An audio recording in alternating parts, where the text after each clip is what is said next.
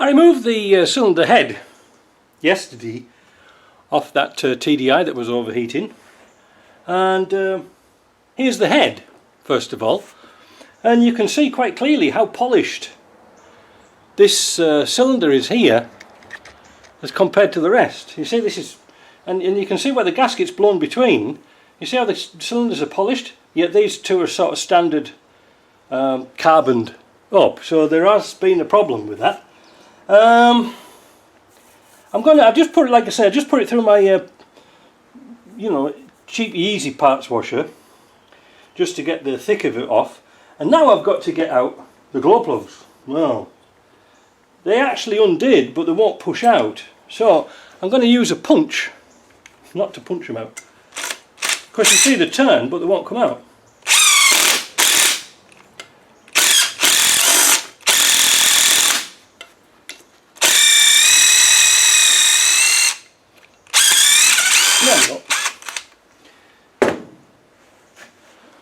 And you can see how carboned up they are. They should have a seal on here. These are the cheapy Chinese ones. They're not really all that good, but I've got to get them out for machining if it needs to be done. Well, it probably doesn't need to be done. But after being soaked in the parts washer for about an hour, the carbon should be released. So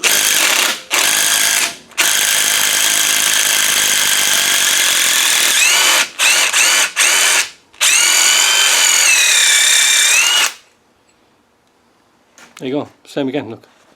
All carbon up. So fortunately we got these out. But you had to apply a bit of pressure from the inside, and that's what I wanted to do with the original Ghana one. By God, they're hot. So, they were leaking. But what is the head like? Well, now you've seen it like this, I'm just going to run across this with a bit of emery. I'm going to get me light. We're going to have a look at it carefully and see how warped it is. I hope you can see this quite clearly. I've set up a light behind, and I'm using my straight edge, and immediately you can see probably light coming through here. Ignore the gap between the pistons, that, you know, between the valves.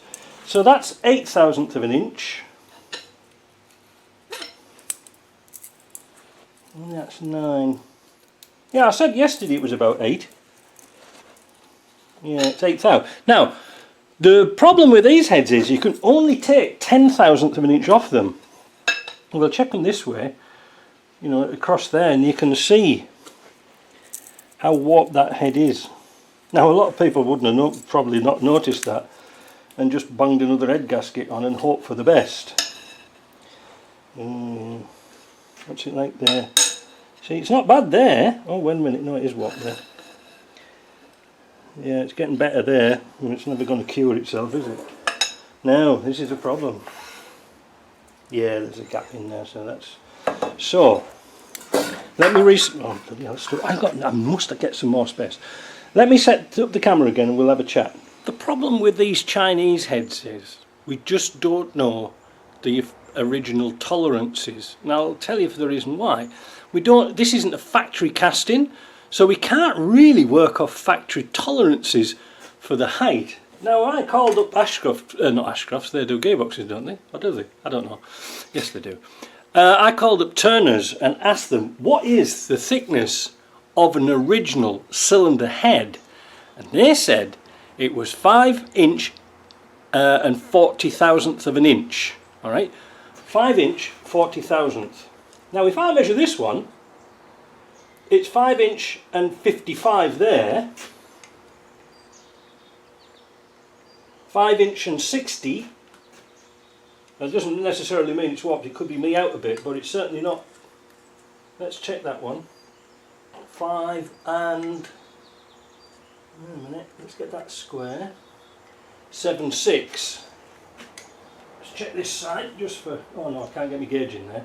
Now, turning it up, so this head is actually thicker than a factory one, but does that mean it can be machined? And this is the problem.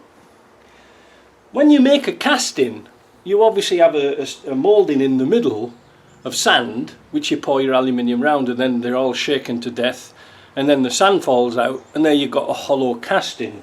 And that's what the plugs are for, these core plugs. This is to let the sand out. It's nothing to do with frost plugs or anything like that. It's just to let the sand out, the casting. And of course the water jacket here at the end, well, that'll let the sand out too. This is my concern. How thick is this head? Like, Turner said you can only take off 10 thou. And I believe him, because what I was told, I could be wrong, that whatever you take off the head, you've got to take off the valves, off the seats. You've got to stand them down a little bit, if you see what I mean, because you don't want valve protrusion hitting the pistons. That could spoil you there. So, could you put a thicker gasket on? Well, you suppose so, but this already had a number 3 hole gasket to start off with. Going back to what I was saying about castings, we just don't know how thin this is. I mean, you might be able to only take 5 thou off it. The thing is, the more you take off, the thinner this casting is getting, and the more susceptible to heat it will be. And a lot of you guys who was in engineering will know all about this. You can't compensate for tearing metal off by putting a thicker gasket on, because it's the head that's important. I really don't know. Because you see, even though this is 8/1000 of an inch, they'll probably plane it to 10, you know, just to get it level, you know, they won't work to the minimum here, they'll just take it down a bit more. And this is one of the problems. Once they start cutting seats down, it starts to get expensive. Because they charge, I don't know, $10 or $12 a seat to cut properly, cut it and lap it.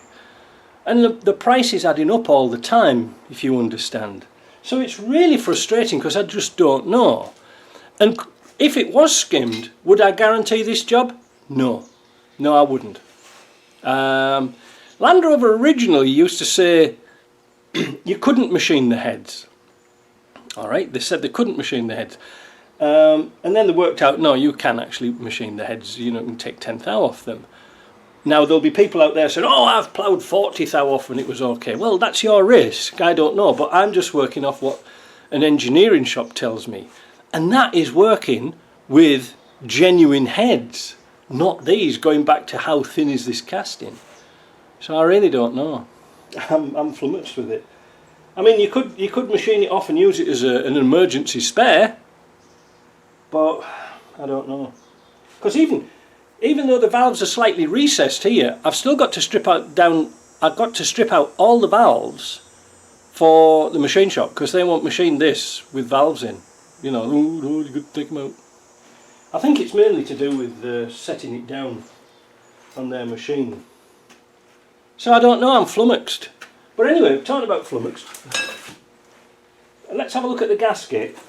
I'll clean it up a bit and I'll show you a bit more clearly. I'll just edit a little insert in here, because when I was playing back the video, because I was putting it together, I noticed that there was a telltale on the back of the head here. There's also a date stamp, 13th of the 8th 2017, so it's an oldish head. The telltales are stuck onto the head for warranty, and let me zoom in and I'll show you this one. Perhaps you can see there's a white band at 116 degrees. So that's the maximum it's got to. So it has been running damned hot. That's Celsius, or it's been running at 241 Fahrenheit for all you guys in old money. Now this is why I put a telltale in the core plug. Mine's just a simple one, not as complicated as this.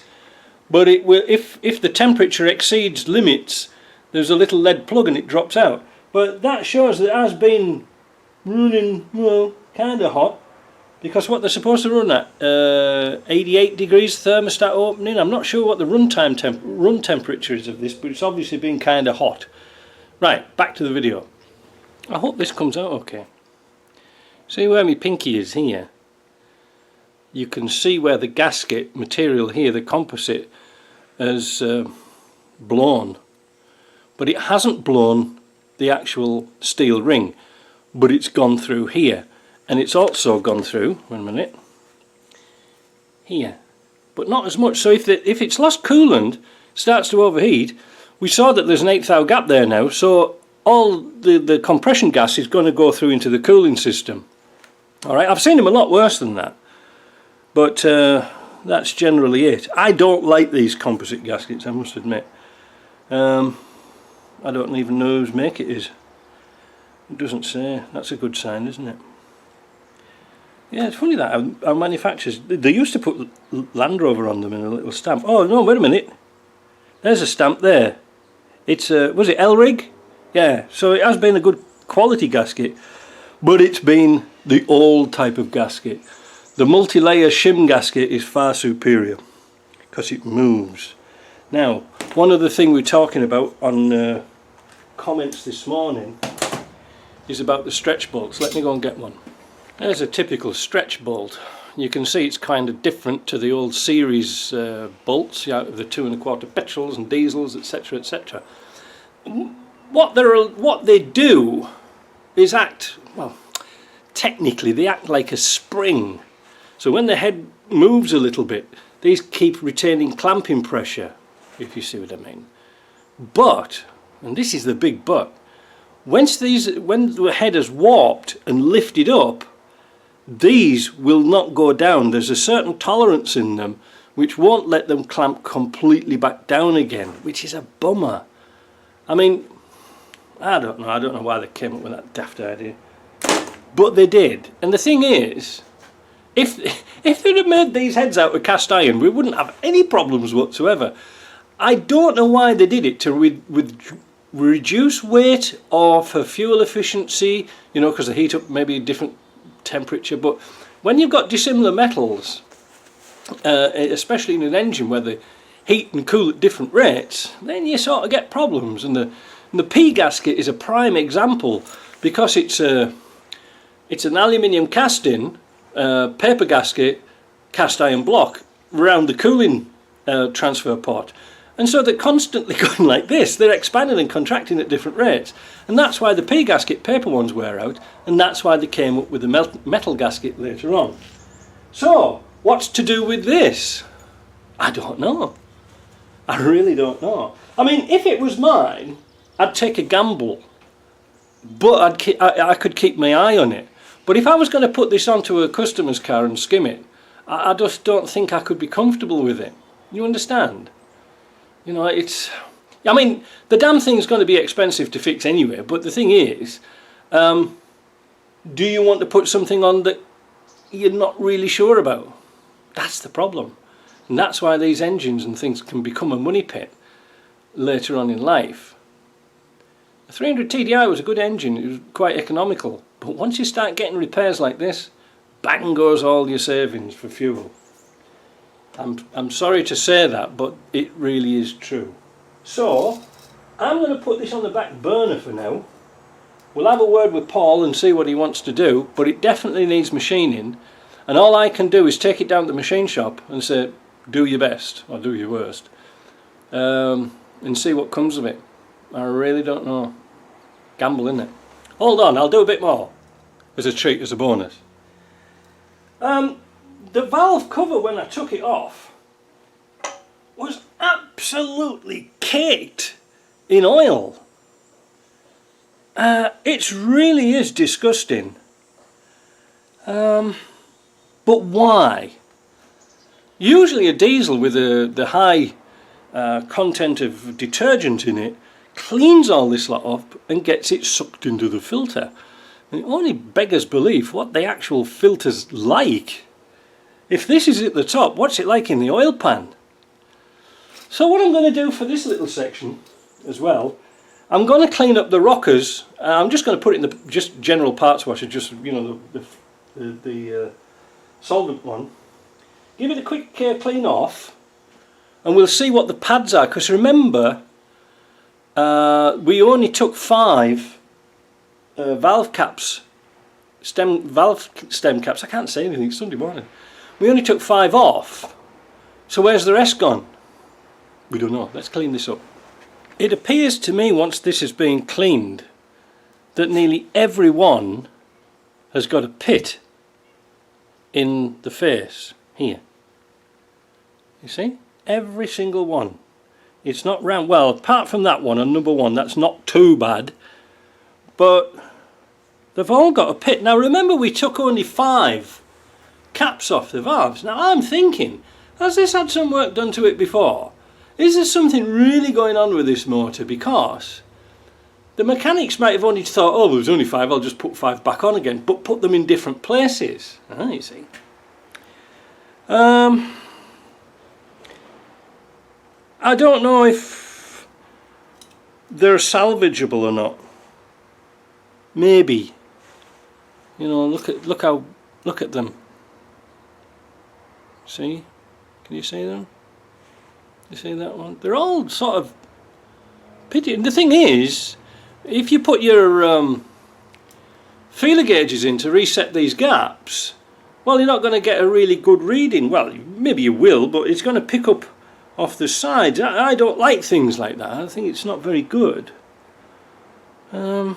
You know, I'm not trying to run up a big bill. I'm just trying to find out what the heck is wrong with this engine. Because I think there's something been going on with this. I don't know what it is. Oh, just out of interest, if you're really interested, do you remember the Ghana 110? In fact, one of the chaps in the comments wrote down that we should now call, instead of upsetting people in Africa and Ghana and places like this, we should call it a G-Wagon. The G-Wagons, that's good, isn't it? But I was taking the head apart for scrap the old head. Broken spring. So that engine really needed a good going through. So I just kept that to show you. So I'll bin that. The head's now in the scrap pile. Well, it's going to go for the fiery furnace later on in the year. But nothing we could salvage off it. Apart from the studs. So, let's wrap this video up here. This time I'll see you. Ta-ra.